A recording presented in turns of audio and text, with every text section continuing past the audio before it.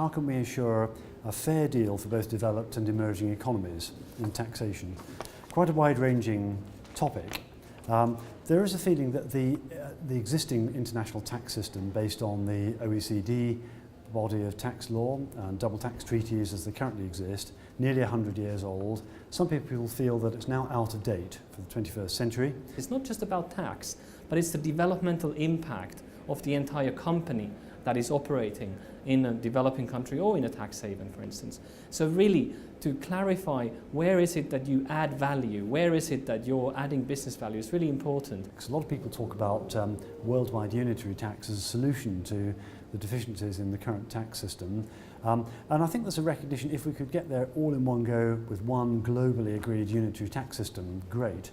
We can't do that. So really the debate should be about how do we take steps in that direction without having a chaotic tax system in the meantime. For us at SAB Miller, our sustainable development agenda, it's from the bottom up. It is deeply embedded throughout the business.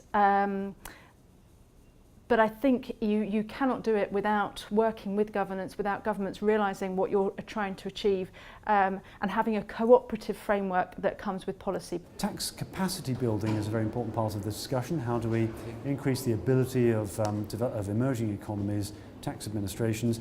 We need to look at the global tax system first to increase confidence and knowledge in that before we can really build capacity globally, but we should recognise there's no pot of gold just waiting for expert tax administrations in emerging economies.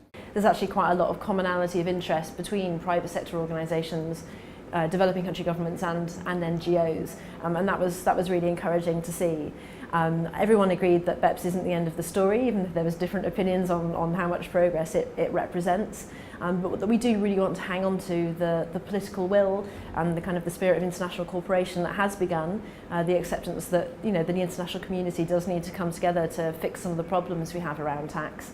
And we also agreed that the kind of multi-stakeholder dialogue we had today is really helpful in generating positive solutions.